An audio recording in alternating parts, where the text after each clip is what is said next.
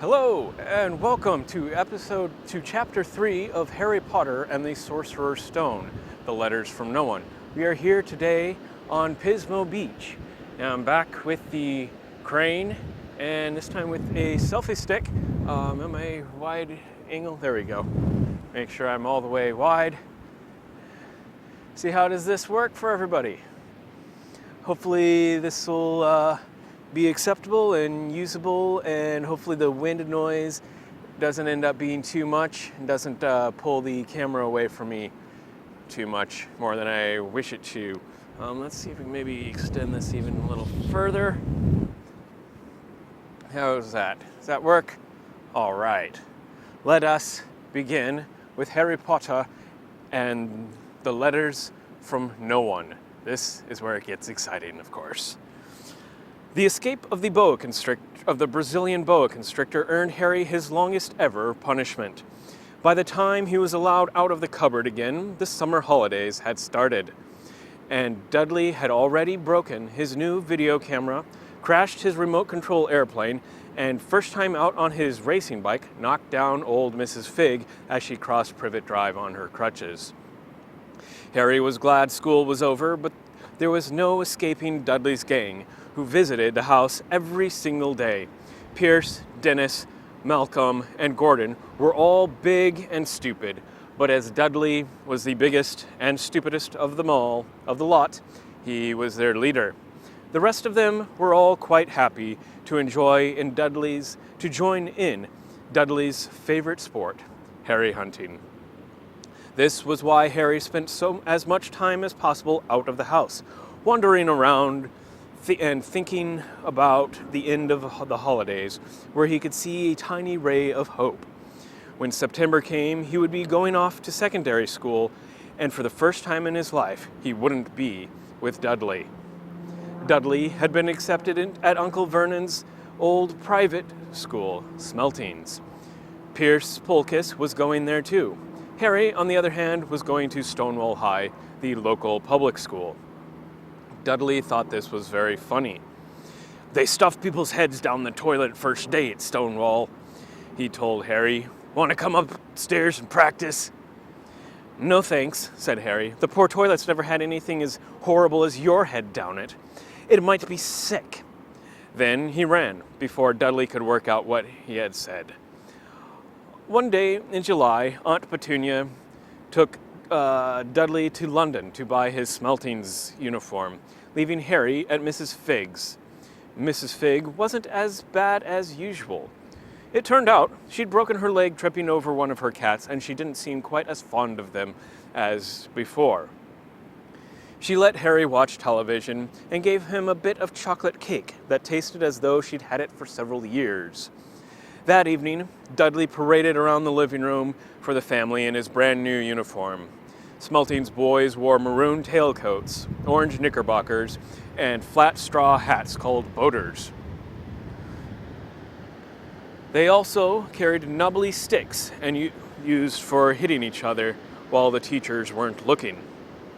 This was supposed to be good training for later life. As he looked at Dudley in his new knickerbockers, Uncle Vernon said gruffly that it was the proudest moment of his life.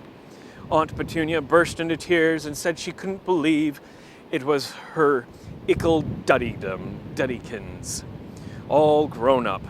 Harry didn't trust himself to speak. He thought 2 of his ribs might have already cracked from trying not to laugh. There was a horrible smell in the kitchen the next morning when Harry went in for breakfast. It seemed to be coming from a large metal tub in the sink. He went to have a look. The tub was full of what looked like dirty rags swimming in gray water. "What's this?" he asked Aunt Petunia. Her lips tightened as they always did if he dared to ask a question. "Your new school uniform," she said. Harry looked in the bowl again. "Oh, I didn't realize it had to be so wet." "Don't be stupid," snapped Aunt Petunia. "I'm dyeing some of Dudley's old things gray for you. It'll look just like everyone else's when I'm finished." Harry seriously doubted that. But decided best not to argue. He sat down at the table and tried not to think about how he was going to look on his first day at Stonewall High. Like he was wearing bits of old elephant skin, probably. Dudley and Uncle Vernon came in, both with wrinkled noses because of the smell from Harry's new uniform. Uncle Vernon opened his newspaper, as usual, and Dudley banged his smelting stick, which he carried everywhere, on the table. They heard a click of the mail slot and flop of the letters on the doormat. "Get the mail, Dudley," said Uncle Vernon from behind his newspaper. "Make Harry get it. Get the mail, Harry. Make Dudley get it. Poke him with your smelting sticks, Dudley. Harry dodged the smelting stick and went to get the mail. 3 things lay on the doormat. A postcard from Uncle Vernon's sister, Marge, who was vacationing on the Isle of Wight, a brown envelope that looked like a bill, and a letter for Harry. Harry picked it up and stared at it, his heart twanging like a giant elastic band. No one ever in his whole life had written to him. Who would? He had no friends, no other relatives. He didn't belong to the library, so he'd never even gotten a rude note asking for books back. Yet there it was, a letter so plainly addressed so plainly there could be no mistake. Mr. H. Potter, The Cupboard Under the Stairs. Number 4, Privet Drive, Little Winjig, Surrey. The envelope was thick and heavy, made of yellowish parchment, and the address was written in emerald green ink. There was no stamp. Turning the envelope over, his hands trembling, Harry saw a purple wax seal bearing a coat of arms, a lion, an eagle, a badger, and a snake, surrounding a large letter H. "Hurry up, boy!" shouted Uncle Vernon from the kitchen. "What are you doing? Checking for letter bombs?" He chuckled at his own joke. Harry went back to the kitchen, still staring at his letter. He handed Uncle Vernon the bill and the postcard, sat down, and slowly began to open the yellow envelope. Uncle Vernon ripped open the bill, snorted in disgust, and flipped over the postcard. "Marge is ill," he informed Aunt Petunia. "It's a funny work." "Dad," said Dudley suddenly. "Dad, Harry's got something." Harry was on the point of unfolding his letter, which was written on the same heavy parchment as the envelope, when it was jerked sharply out of his hand by Uncle Vernon. "That's mine," said Harry, trying to snatch it back. "Who'd be writing to you?" sneered Uncle Vernon, shaking the letter open with one hand and glancing at it. His face went from red to green faster than a set of traffic lights. And it didn't stop there. Within seconds, it was the grayish white of old porridge. "Petunia!" he gasped. Dudley tried to grab the letter to read it, but Uncle Vernon held it high out of his reach. Aunt Petunia took it curiously and read the first line. For a moment, it looked as though she might faint.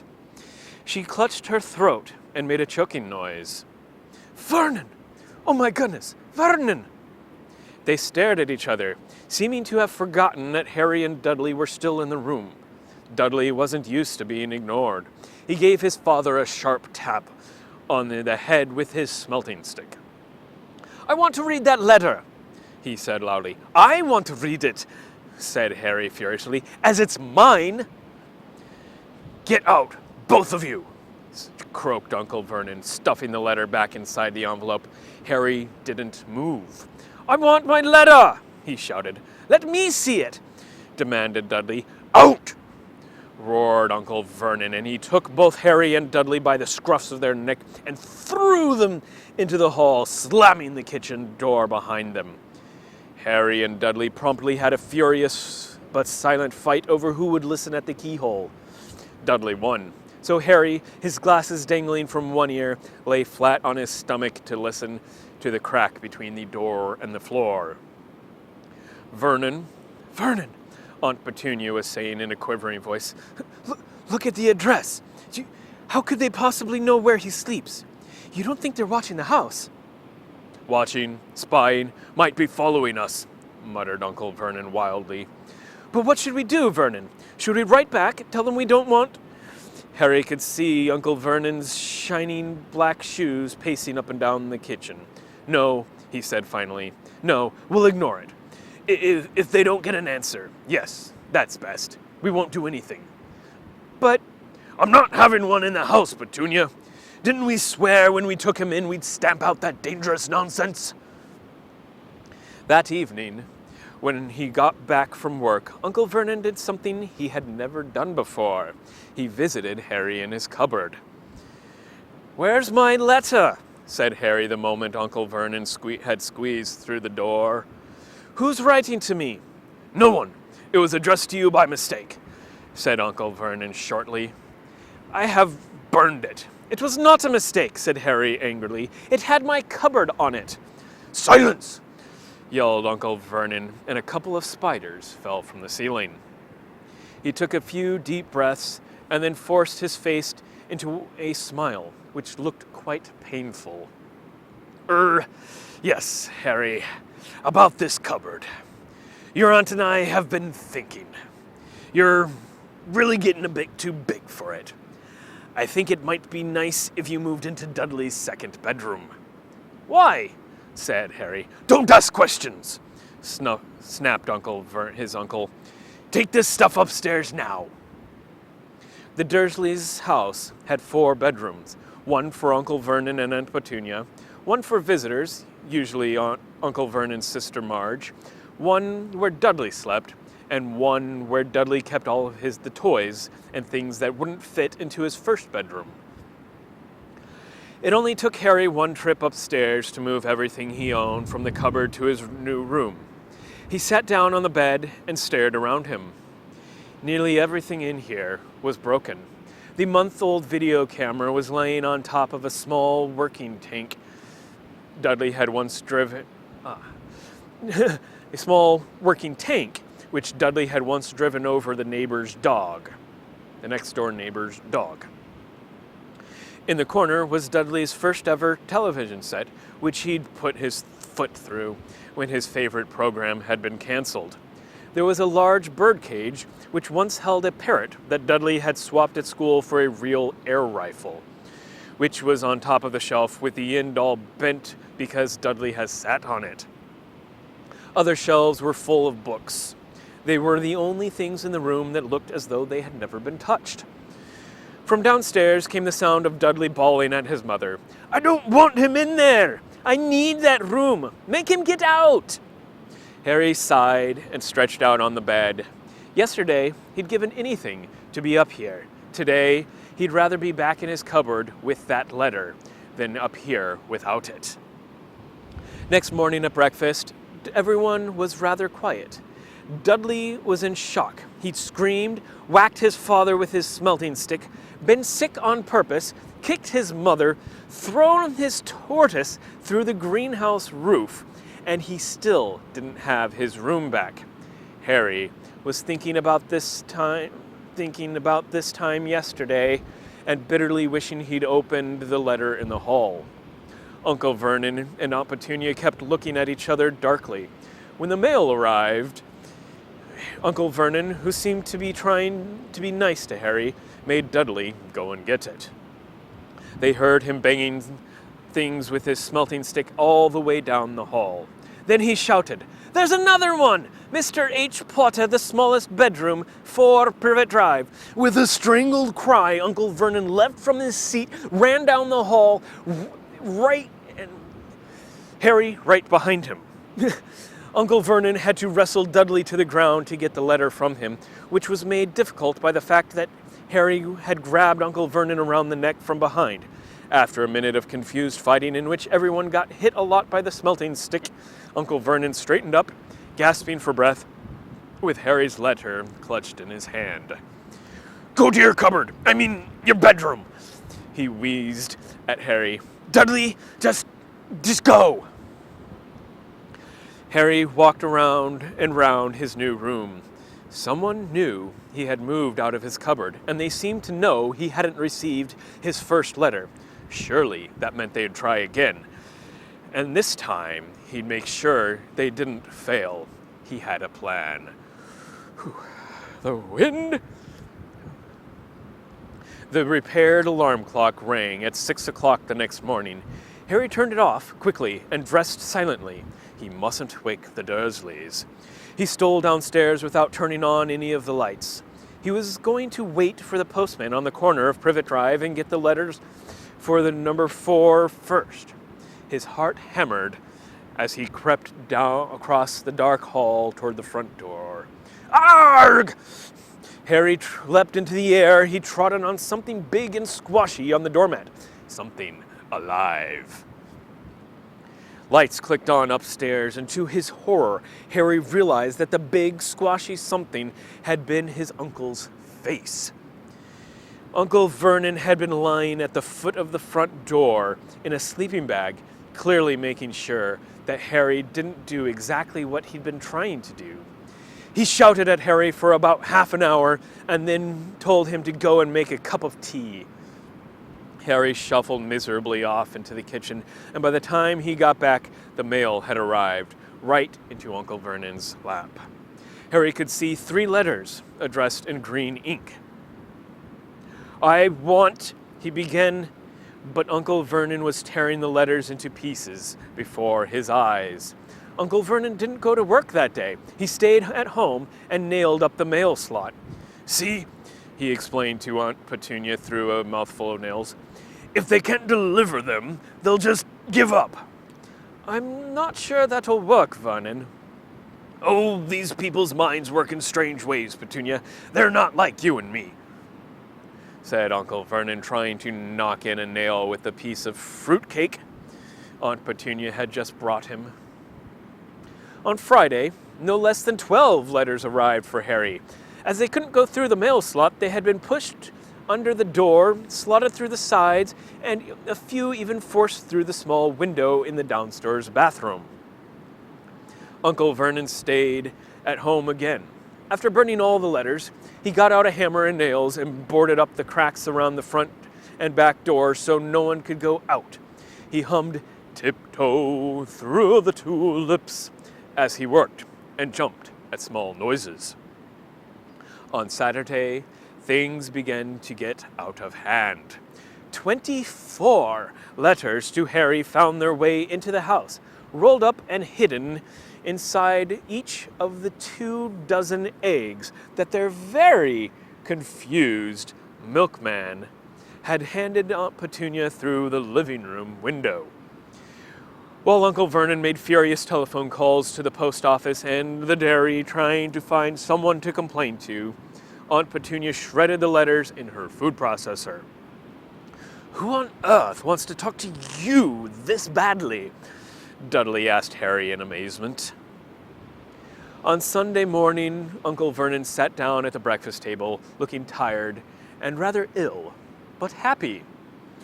"No post on Sundays," he reminded them cheerfully as he spread marmalade on his newspapers. "No damn letters today." Something came whizzing down the kitchen chimney as he spoke and caught him sharply on the back of the head.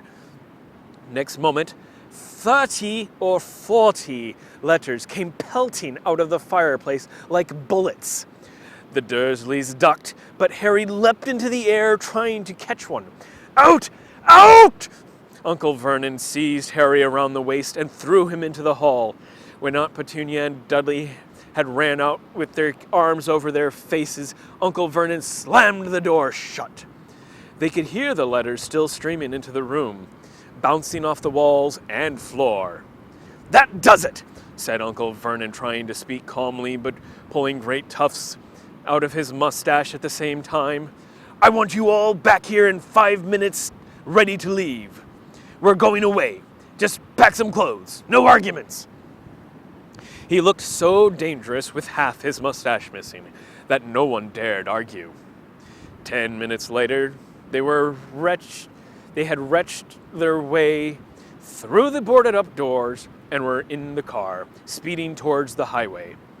Dudley was sniffing in the back seat. His father had hit him around the head for holding them up while he tried to pack his television, VCR, and computer in his sports bag.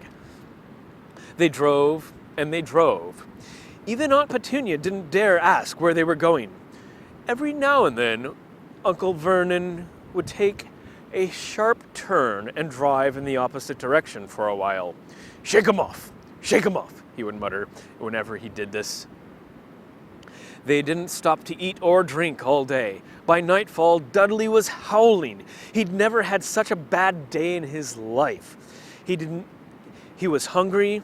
He'd missed 5 television programs he'd wanted to see, and he'd never gone so long without blowing up an alien on his computer. Uncle Vernon stopped at last outside a gloomy-looking hotel on the outskirts of a big city. Dudley and Harry shared a room with twin beds and damp, musty sheets. Dudley snored, but Harry stayed awake, sitting on the windowsill, staring down at the lights of passing cars and wondering. They ate stale cornflakes and cold tinned tomatoes on toast for breakfast the next day. They had just finished when the owner of the hotel came over to their table. "Excuse me, but is one of you Mr. H. Potter? Only I got about 100 of these at the front desk." I'm bad with British accents, finding new Great Britain accents of the 300 plus. Sorry. She held up a letter so they could read the green ink address. Mr. H. Potter, room 17, Railview Hotel, Cokeworth. Harry made a grab for the letter, but Uncle Vernon knocked his hand out of the way. The woman stared. "I'll take them," said Uncle Vernon, standing up quickly and following her from the dining room. "Wouldn't it be better just to go home, dear?" Aunt Petunia suggested timidly. 4 hours later, but Uncle Vernon didn't seem to hear her. Exactly what he was looking for, none of them knew. He drove them into the middle of a forest, got out, looked around, shook his head, and got back in the car, and off they went again. The same thing happened in the middle of a plowed field, halfway across a suspension bridge, and at the top of a multi-level parking garage. "Daddy's gone mad, hasn't he?" Dudley asked Aunt Petunia dully late that afternoon. Uncle Vernon had parked at the coast, locked them all inside the car, and disappeared. It started to rain. Great drops beat on the roof of the car. Dudley sniveled. "It's Monday," he told his mother. "The great Humberto's on tonight. I want to stay somewhere with a television." Monday. This reminded Harry of something. If it was Monday, and you could usually count on Dudley to know the days of the week because of television, then tomorrow, Tuesday, was Harry's 11th birthday. Of course, his birthdays were never exactly fun. Last year, the Dursleys had given him a coat hanger and a pair of Uncle Vernon's old socks. Still, you weren't 11 every day. Uncle Vernon was back and he was smiling. He was also carrying a long, thin package and didn't answer Petunia when she asked what he'd bought. "Found the perfect place," he said. "Come on, everyone out." It was very cold outside the car. Uncle Vernon was pointing at what looked like a large rock way out to sea. Perched on top of the rock was the most miserable little shack you could imagine.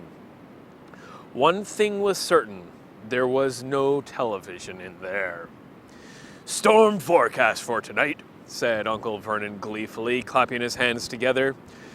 And this gentleman's kindly agreed to lend us his boat." A toothless old man came ambling up to them, pointing with a rather wicked grin at an old rowboat bobbing in the gray water below them. "I've already got us some rations," said Uncle Vernon, "so all aboard." It was freezing in the boat. Icy spray and rain crept down their necks, and a chilly wind whipped their faces. After what seemed like hours, they reached the rock, where Uncle Vernon, slipping and sliding, led the way to the broken-down house.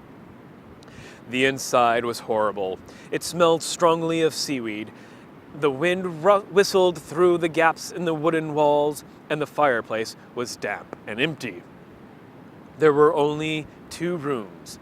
Uncle Vernon's rations turned out to be a bag of chips each and 4 bananas. He tried to start a fire, but the empty chip bags just smoked and shriveled up. "Could do with some of those letters now, eh?" he said cheerfully. He was in a very good mood. Obviously, he thought nobody stood a chance of reaching them here in a storm to deliver mail. Harry privately agreed, though the thought didn't cheer him up at all. As night fell, the promised storm blew up around them. Spray from the high waves splattered the walls of the hut, and a fierce wind rattled the filthy windows. Aunt Petunia found a few moldy blankets in the second room and made up a bed for Dudley on the moth-eaten sofa. She and Uncle Vernon went off to the lumpy bed next door, and Harry was left to find the softest bit of floor he could and to curl up under the thinnest, most ragged blanket. The storm raged more and more ferociously as the night went on. Harry couldn't sleep. He shivered and turned over, trying to get comfortable, his stomach rumbling with hunger. Dudley's snores were drowned by the low rolls of thunder that started near midnight.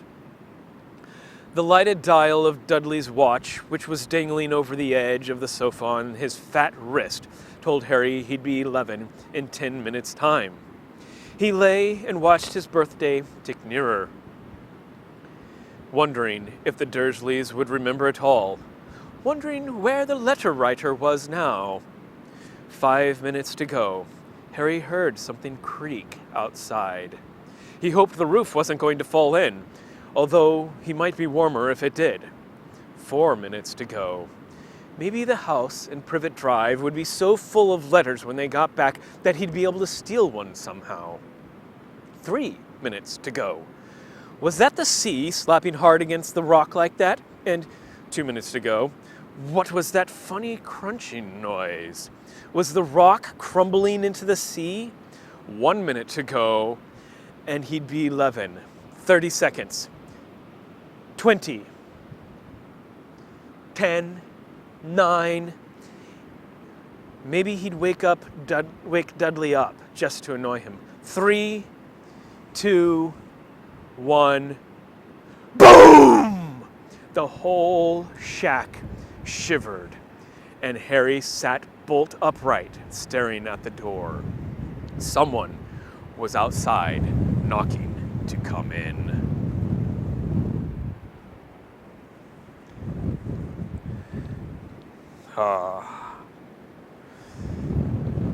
What an excellent chapter. One of my favorite chapters, because Vernon goes crazy and does some stupid things and thinks that the wizards are stupider than he is, even though him thinking that proves that he is the epitome of stupid. Yeah, if they can't deliver the letters, they'll stop. They'll give up. Yeah, because they totally gave up when the first letter was not given to Harry. But all that kind of discussion is for my discussion videos, not for this video, which is just a reading of Harry Potter. So if you want more discussion, go to my channel and click on the commentated video. Yeah, I should have had some interesting thing to say there, but well, that's what it is. So hit the like button, subscribe, and join me for the rest of Harry Potter.